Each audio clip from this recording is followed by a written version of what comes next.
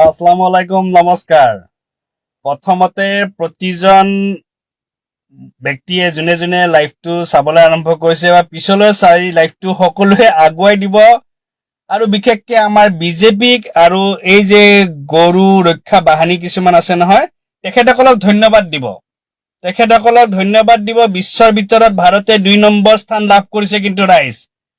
বিশ্বৰ ভিতৰত ভাৰত ২ নম্বৰ স্থানত লাভ কৰিছে ৰাইজ, ধেমালি কথা নহয়। তাকো বিজেপি চৰকাৰৰ সময়ত লাভ কৰিছে। আৰু কিহৰ কাৰণে আপোনালোকে, মই কোৱাৰ আগতে আপোনালোকে শুনি লওকচোন। ভাৰতে ২য় নম্বৰ স্থান, তাকো বিজেপি চৰকাৰ থাকোতে, তাতে গৰু ৰক্ষা বাহিনী বিলাক থকাৰ পিছতো ২য় নম্বৰ বিশ্বৰ ভিতৰত স্থান লাভ কৰাটো ধেমালি কথা নহয়। সেইকাৰণে প্ৰথমতে লাইভটো সকলোৱে আগুৱাই দিব আৰু সকলোৱে বিজেপি আৰু গৌ ৰক্ষা বাহিনী বা যিসকলে গৌ মাতা কৈ থাকে তেখেতসকলক ধন্যবাদ জ্ঞাপন কৰিব যে বিশ্বৰ ভিতৰত ভাৰতক ২ নম্বৰ স্থানত আনি দিছে। শুনি লওক কিহৰ কাৰণে আনিছে, শুনি লওক আপোনালোকে, শুনি লওক সকলোৱে। গোমাংস ৰপ্তানিত বিশ্বৰ ভিতৰতে ২য় স্থানত ভাৰত। কেইবাখনো দেশক পিছ পেলাই ভাৰতে ২য় স্থান দখল কৰিছে বিশ্বৰ ভিতৰতে। আমেৰিকা আৰু অষ্ট্ৰেলিয়াক পিছ পেলাই ভাৰতৰ ২য় স্থান লাভ। এক প্ৰকাৰে গো মাংস ৰপ্তানিত ভাৰতে ৰেকৰ্ড গঢ়িছে আৰু কেইবাখনো দেশক পিছ পেলাই এইবাৰ ২য় স্থানত ভাৰতৰ স্থান লাভ। সবিশেষ খবৰ এই মুহূৰ্তত লৈ আহিছো। গো মাংস ৰপ্তানিত বিশ্বৰ ভিতৰত ২য় স্থানত ভাৰত। গো মাংস ৰপ্তানিত বিশ্বৰ ভিতৰত ২য়টো স্থানত ভাৰত। আচলতে এতিয়াহে বুজি পাইছো কিহৰ কাৰণে আচলতে আমাৰ মুছলমানৰ পিছত ইমান গৰু যে বন্ধ কৰিব কাৰণে লাগি আছে, কিহৰ কাৰণে এতিয়াহে বুজি পাইছো আচল ৰহস্যটো ক'ত। যোনখন দেশত গৰু গৌ মাতা বুলি কৈ পূজা কৰিছে, সেইখন দেশই আকৌ বিশ্বৰ ভিতৰত নাম কঢ়িয়াই নিছে, ২ নম্বৰ ৰেংকিঙত আহিছে। কিহৰ কাৰণে? গৌ মাংস বুলি ক'লে বাৰু মই গৌ মাংস নকওঁৱে, যা বেয়াও শুনে দিয়কচোন। যোনখন দেশত গৌক মাতা কৈছে তাতে আৰু মাংস বাহিৰত পঠোৱা বুলি ক'লে বেয়া শুনে। গৌকে কৈছো, মানে গৰু যদি ৰপ্তানি কৰিছে, ভাবকচোন বাহিৰত বিশ্বৰ ভিতৰত ২ নম্বৰ ৰেংকিঙত গৈছে, আৰু কি লাগে আমাক? ইয়াতে মানুহে যুদ্ধ কৰি আছে হিন্দু মুছলমানৰ মাজত। কি হৈছে বোলে গৰু খুৱাই, গৰু অমুক কৰিছে, গৰু তমুক কৰিছে, মুছলমানৰ পৰা গৰু বন্ধ কৰিব লাগে, হোটেলত গৰু বন্ধ কৰিব লাগে, বিভিন্ন কথাৰে মুছলমানে গৰু খোৱা বন্ধ কৰিব লাগে, তাৰপিছত হোটেলে বন্ধ কৰিব লাগে গৌ মাংস। এতিয়াহে আচল ৰহস্যটো গম পাইছো যে গৰু বন্ধ কৰাৰ উদ্দেশ্যটো কি। মানে ইয়াতে যিমান মুছলমানে গৰু খোৱাটো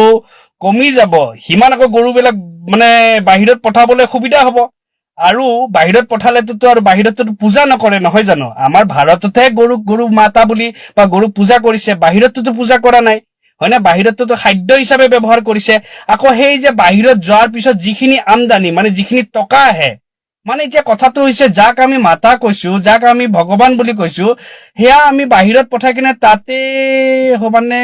গৌ মাতা হত্যা হৈ আছে, আৰু সেয়া পইচাৰে আনি কিনে আমি কি কৰিছো? তাকো বিজেপি চৰকাৰ থকাৰ পিছত, তাতে গৌ সুৰক্ষা বাহিনী থকাৰ পিছত, তাতে এই মানে সকলো মানুহে চিঞৰ বাখৰ, যি একাংশ মানুহে চিঞৰ বাখৰ কৰি থাকে গৰু বন্ধ কৰি দিব লাগে, মুছলমানে গৰু খাই কৈ থাকে, সিমানখিনি একাংশ মানুহ থকাৰ পিছতো ভাৰত হৈ গৈছে বিশ্বৰ ভিতৰত ২ নম্বৰ ৰেংকিঙত। এই বাইদেউ গৰাকী নিউজত এতিয়া যি কৈছে সেইখিনি নকওঁ, আচলতে লাজ লাগে নহয় তেনেকে কবলৈ। তেখেতেতো কৈয়ে দিছে গৌ মাংস ৰপ্তানিত আচলতে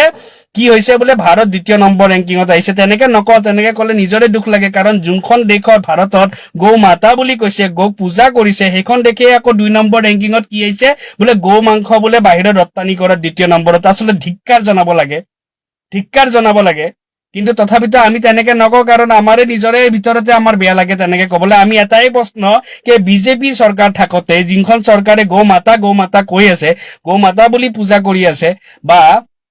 ইমানখিনি গৌ সুৰক্ষা বাহিনী থকাৰ পিছতো, বা ইমানখিনি মানুহে গৌক একদম ভগৱান হিচাপে পূজা কৰাৰ পিছতো, তাৰ পিছতো গৰু যে বাহিৰত যাব পাৰিছে, বাহিৰততো পূজা নকৰে, বাহিৰত খাদ্য হিচাপে ব্যৱহাৰ কৰে। এতিয়া যে বাহিৰত যাওঁতে যে বিশ্বৰ ভিতৰত ২ নম্বৰ ৰেংকিঙত আহিলে, মানে এইটোৱে বুজি নাপালো ঘটনাটো কি। মানে মুছলমানৰ ক্ষেত্ৰত মানে ভক্তি, আৰু বাহিৰত গলে কি ভক্তি নহয় নেকি? মানে মুছলমানৰ ক্ষেত্ৰত মানে গৌ মাতা, আৰু বাহিৰত গলে মানে অকল সেইটো এটা জন্তু নেকি? মানে এতিয়া আচলতে প্ৰশ্ন আহিছে সেইবিলাক কথা। ঘটনাটো কি সেইকাৰণে এতিয়া বুজিব পাৰিছো কি যে এই যে গৰু যে আমাৰ যে মুছলমানে খোৱাটো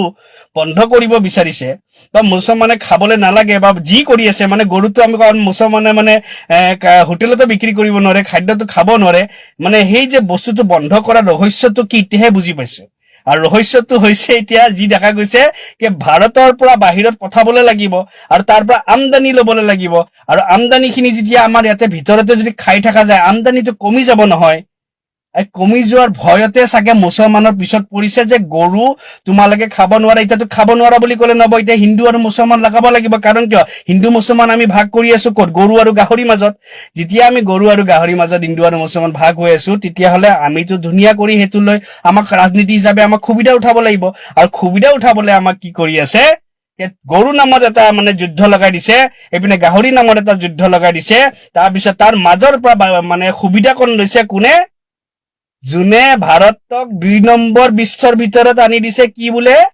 গৰু ৰপ্তানিত মই মাংস বুলি নকওঁ নিউজেটো মাংস বুলি বজাই আছে মই মাংস বুলিও নকওঁ কৈছো ন শুনিবলৈ বেয়া দেখে সেইকাৰণে কৈছো গৰু ৰপ্তানি বিশ্বৰ ভিতৰত ২ নম্বৰ আহিছে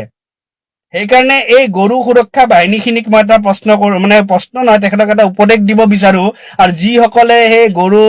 মুছলমানে খাই বুলি ঘৃণা কৰে যি একাংশ মানুহ তেখেতসকলক এটা প্ৰশ্ন কৰিব বিচাৰো যে আপোনালোকেতো গৰু সুৰক্ষা কৰাৰ কাৰণে চৰকাৰখন আনিছে সনাতনৰ ৰক্ষাৰ কাৰণে এখন চৰকাৰ আনিছে হয়নে আনাৰ পিছত সেইখন চৰকাৰৰ সময়ত বিশ্বৰ ভিতৰত ২ নম্বৰ গৰু বাহিৰত যাব কেনেকে পাৰিছে ৰেংকিং কেনেকৈ আহিছে বিশ্বৰ ভিতৰত প্ৰশ্ন কৰক বিজেপি চৰকাৰৰ কাৰণ ইয়াতে গৰুক পূজা কৰিছে বাহিৰত জন্তু মামে বাহিৰত পূজা নকৰে বাহিৰত খাদ্য হয় এইটো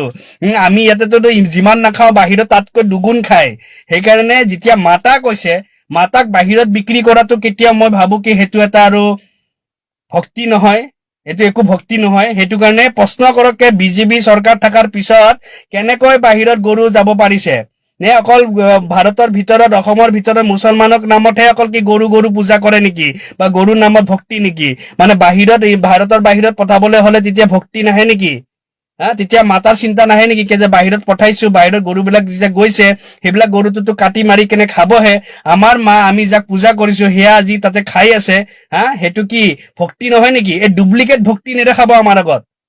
সেইটো কাৰণে ৰাইজেও প্ৰশ্ন কৰা বিজেপি চৰকাৰক আৰু গৰু ৰক্ষা বাহিনী বিলাকেও প্ৰশ্ন কৰা বিজেপি চৰকাৰক আৰু বিজেপি চৰকাৰে উত্তৰ দিব লাগিব যে বিজেপি চৰকাৰৰ দিনত কেনেকৈ গৰু আচলতে বাহিৰত যাব পাৰিছে কেনেকৈ যাব পাৰিছে এইটো প্ৰশ্ন কৰক যে গৌ মাতাক কিয় ভাৰতত সুৰক্ষা কৰিব পৰা নাই বাহিৰত কিয় যাবলৈ লগা হৈছে বিশ্বৰ ভিতৰত ২ নম্বৰ স্থানত কিয় গৌ ৰপ্তানিত আহিব লগা হৈছে ভাৰততো সুৰক্ষা দিব লাগিছিলে গৌ মাতাক কিয় গৌ মাতাক সুৰক্ষা দিব পৰা নাই কি ভক্তি অকল মুছলমানৰ ক্ষেত্ৰত নেকি কিন্তু আমাক ডুপ্লিকেট ভক্তি নেদেখাব আমি ডুপ্লিকেট ভক্তি নিবিচাৰো আমি এইটোৱে বিচাৰো যে যদি সঁচা অৰ্থত গৌ মাতাক যদি গৌ মাতা হিচাপে পূজা কৰিছে তেতিয়াহ'লে এটা গৰু বাহিৰত যাব নোৱাৰিব কিয় বাহিৰত যাব বাহিৰত গ'লেতো তাক কাটি মাৰি খাব ইয়াতে ৰাখক ইয়াতে ভালকে পোহপালন কৰক ভালকে ঘৰত পোহপালন কৰি কেনে ৰাখক গৌ মাতা হিচাপে পূজা কৰক হয়নে আমি ক'বলগীয়া একো নাই আমিতো মুছলমানে গৰু খুৱাই এৰিয়ে দিম ক'ব গ'লে আমাক ভক্তিটো একদম পিয়ৰ কৰি একদম সঁচাকে ভক্তিটো দেখাওক সেইকাৰণে প্ৰশ্ন আহিছে বিজেপি চৰকাৰলৈ বিজেপি চৰকাৰৰ দিনত গৌ মাতা গৌ কেনেকৈ ৰপ্তানি ভিতৰত বিশ্বৰ ভিতৰত ২ নম্বৰ ৰেংকিং হৈছে ৰাইজে প্ৰশ্ন কৰক গৌ ৰক্ষা বাহিনীয়ে প্ৰশ্ন কৰক যদি সঁচা অৰ্থত যদি আপোনালোকে যে গৌ মাতা যদি সঁচা অৰ্থত যদি সেইটো আছে শ্ৰদ্ধা ভক্তি আৰু যদি সঁচা অৰ্থত ভগৱান বুলি মাতে গৌ মাতাক তেতিয়াহ'লে আপোনালোকে বিজেপি চৰকাৰক প্ৰশ্ন কৰক যে বিশ্বৰ ভিতৰত ২ নম্বৰ স্থানত গৌ ৰপ্তানিত কেনেকৈ আহিব পাৰিলে আমিতো নিউজতে শুনিছো সেইটো কাৰণে নিউজে এতিয়াতো মাংস বুলি কৈছে মই মাংস নকওঁ বাৰু মই এইটোৱে কৈছে গৌ ৰপ্তানিত কেনেকৈ আহিব পাৰিলে বিশ্বৰ ভিতৰত ২ নম্বৰ স্থানত কিয় আমাৰ ভাৰতত গৌক ৰাখিব পৰা নাই গৌক কিয় সুৰক্ষা দিব পৰা নাই বাহিৰততো কাটি মাৰি খাই আছে বাহিৰতো কাটি মাৰিয়ে খাব কিয় আমাৰ মাতাক আমাৰ ভগৱানক বাহিৰত পঠাই কিনে তাক মানে কাটি মাৰি খাবলৈ আমি পঠুৱাই কিনে আৰু তাৰ পৰা আমদানিখিনি দি কোনে লাভম্বাব হৈ আছে আৰু সেই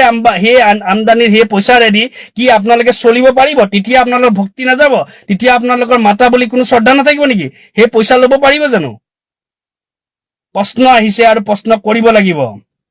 মুছলমানৰ ক্ষেত্ৰত অকল গৰু মাতা মুছলমানৰ ক্ষেত্ৰত অকল গৰু ভগৱান দেখালে নহব ভগৱান যদি হয় মাতা যদি হয় তেতিয়াহ'লে গৰুক সঁচা অৰ্থত শ্ৰদ্ধা কৰি কেনে ভক্তি কৰি কেনে দেখুৱাওক তেতিয়াহ'লে আমি সকলোৱে কৈছো আমি গৰু খোৱা বাদ দি দিম